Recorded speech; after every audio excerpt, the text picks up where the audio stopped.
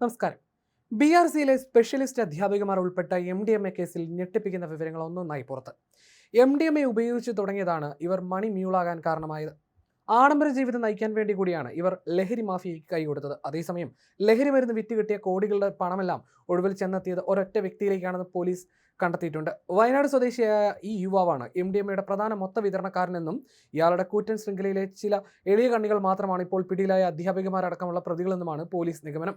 ലഹരി ഇടപാടിന്റെ പ്രധാന സൂത്രധാരൻ കേരളം വിട്ടതായിട്ടാണ് വിവരം. ഇയാൾക്കായി സംസ്ഥാനത്തിന് പുറത്തേക്ക് അന്വേഷണം ഊർജിതമാക്കിയിട്ടുണ്ട്.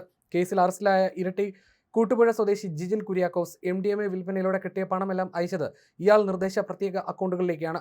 QR കോഡുകൾ വഴി പണം കൈമാറാനായിരുന്നു പ്രധാന നിർദ്ദേശം. ജിജിൽ പണം അയച്ചതിൽ ഭൂരിഭാഗം മറ്റുള്ളവരുടെ പേരിൽ വാടകയ്ക്കെടുത്ത അക്കൗണ്ടുകളാണെന്നതാണ് സംശയിക്കുന്നത്.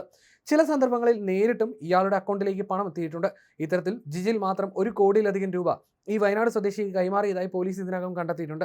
അറസ്റ്റിലായ സ്പെഷ്യലിസ്റ്റ് അധ്യാപികമാർ ലഹരി ഇടപാടിലൂടെ ലഭിച്ച തുക പ്രധാനമായും കൈമാറിയത് ജിജിലിന് തന്നെയാണ്. ഇതിനു പുറമെയാണ് വയനാട് സ്വദേശിക്കും നേരിട്ട് പണം അയച്ചത്.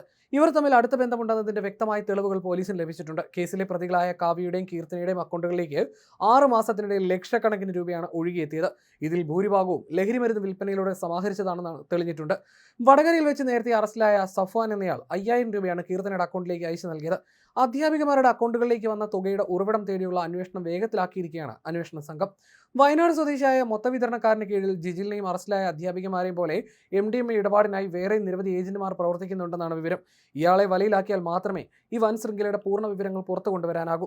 അടുത്ത കാലത്തായി MDMA മാഫിയ സ്വീകരിക്കുന്ന പുതിയ പ്രവർത്തന രീതിയാണിതെന്ന് പോലീസ് വ്യക്തമാക്കുന്നു. ലഹരിക്ക് അടിമപ്പെടുന്നവരെയോ എളുപ്പത്തിൽ പണം സമ്പാദിക്കാൻ മോഹിക്കുന്നവരെയോ ഇടനിലക്കാരാക്കി മാറ്റി അവരുടെ അക്കൗണ്ടുകൾ വഴി പണമിടപാടുകൾ നടത്തുകയാണ് ഇവരുടെ രീതി.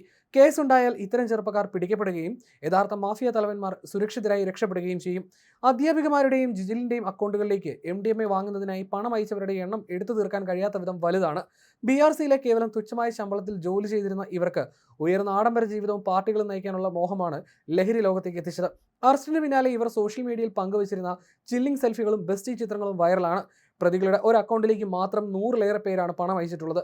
ഭൂരിഭാഗം ആളുകളും 2000 രൂപയും 1000 രൂപയുമാണ് ലഹരി വാങ്ങാൻ അയച്ചു നൽകിയിരുന്നത്. ഇതിൽ നിരവധി വിദ്യാർത്ഥികളും ഉൾപ്പെട്ടിട്ടുണ്ടോ എന്ന ഭയം പോലീസിനുണ്ട്. അതിനിടെ വടകര MDMA കേസിൽ അറസ്റ്റിലായ BRC അധ്യാപികമാർ ഉൾപ്പെടെയുള്ളവർ വഴിവിട്ട രീതിയിൽ സ്വത്ത് സമ്പാദിച്ചിട്ടുണ്ടെങ്കിൽ അത് NDPS ആക്ട് പ്രകാരം കണ്ടുകെട്ടുമെന്ന് കണ്ണൂർ റേഞ്ച് DIG കാർത്തിക് അറിയിച്ചു. ഇത്തരം കുറ്റകൃത്യങ്ങളിൽ ഏർപ്പെടുന്നത് അനധികൃതമായി കോടികൾ സമ്പാദിക്കാനാണ്. അന്വേഷണം ആരംഭിച്ച് ചുരുങ്ങിയ ദിവസങ്ങൾക്കകം തന്നെ 5 പ്രധാന പ്രതികളെ അറസ്റ്റ് ചെയ്യാൻ അന്വേഷണ സംഘത്തിന് സാധിച്ചു. ഇതിൽ 4 പേരുടെയും അക്കൗണ്ടുകളിലേക്ക് കഴിഞ്ഞ 6 മാസത്തിനിടെ കോടികളുടെ ഇടപാടുകളാണ് നടന്നിട്ടുള്ളത്. ചെറിയ തുകകൾ മുതൽ ഭീമമായ സംഖ്യകൾ വരെ ബാങ്ക് അക്കൗണ്ടുകളിലേക്ക് എത്തിയിട്ടുണ്ട്. അതുകൊണ്ട് തന്നെ പ്രതികൾ വിദ്യാർത്ഥികൾക്കടക്കം ലഹരി മരുന്ന് എത്തിച്ച് നൽകിയിട്ടുണ്ടോ എന്ന കാര്യത്തിൽ പോലീസിന് കടുത്ത സംശയം നിലനിൽക്കുന്നുണ്ട്. ഇവരുടെ അക്കൗണ്ടുകളിലേക്ക് വരുന്ന പണം കൃത്യമായി എവിടേക്കാണ് മാറ്റപ്പെടുന്നത് എന്നതിലേക്കാണ് നിലവിൽ അന്വേഷണം നീളുന്നത്. പിടിക്കപ്പെടാതിരിക്കാൻ വിദേശ നമ്പറുകളും വോയിസ് കോളുകളുമാണ് ഇവർ ആശയവിനിമയത്തിനായി ഉപയോഗിച്ചിരുന്നത്. കൂടാതെ മറ്റുള്ളവരുടെ പേരിലുള്ള ATM കാർഡുകൾ ഇവർ വ്യാപകമായി ദുരുപയോഗം ചെയ്തതായും ശ്രദ്ധയിൽപ്പെട്ടിട്ടുണ്ട്. സംസ്ഥാനത്തിന് പുറത്തുനിന്നും ഇതിനായി പണം പിൻവലിച്ചിട്ടുണ്ടെങ്കിൽ അന്വേഷണം മറ്റ് സംസ്ഥാനങ്ങളിലേക്കും വ്യാപിപ്പിക്കേണ്ടി വരുമെന്ന് DIG വ്യക്തമാക്കി. വടകരയിലെ ഓപ്പറേഷൻ തുഫാൻ അന്വേഷണത്തിന്റെ ഭാഗമായി അറസ്റ്റിലായ അധ്യാപികമാർ പ്രമുഖ ഇടത് അധ്യാപക സംഘടനയിലെ മുൻ ഭാരവാഹികളായിരുന്നുവെന്ന വിവരവും ഇതിനിടയിൽ പുറത്തു വന്നിട്ടുണ്ട്. അറസ്റ്റിലായ സ്പെഷ്യൽ എഡ്യൂക്കേറ്റർമാരായ 3 അധ്യാപികമാരിൽ നീഷ്മയും കാവ്യയും ഇടത് അധ്യാപക സംഘടനയായ കേരള റിസോഴ്സ് ടീച്ചേഴ്സ് അസോസിയേഷനിൽ സജീവമായി പ്രവർത്തിച്ചവരാണ്. കഴിഞ്ഞ വർഷം ഇരുവരും ഈ സംഘടനയുടെ ഭാരവാഹിത്വം വഹിച്ചിരുന്നു. പേരാമ്പ്ര യൂണിറ്റിന്റെ ഭാരവാഹികളായിട്ടാണ് ഇവർ പ്രവർത്തിച്ചിരുന്നത്. അധ്യാപികമാർക്ക് ഭാരവാഹിത്വം ലഭിച്ചപ്പോൾ അഭിവാദ്യം അർപ്പിച്ചുകൊണ്ട് KRTA അന്ന് പുറത്തിറക്കിയ ആശംസാ പോസ്റ്ററുകൾ ഇപ്പോൾ സോഷ്യൽ മീഡിയയിൽ വ്യാപകമായി പ്രചരിക്കുന്നുണ്ട്. സംഭവത്തിന് പിന്നാലെ അധ്യാപികമാരെ സംഘടനയിൽ നിന്നും പ്രാഥമിക അംഗത്വത്തിൽ നിന്നും പുറത്താക്കിയിട്ടുണ്ട്.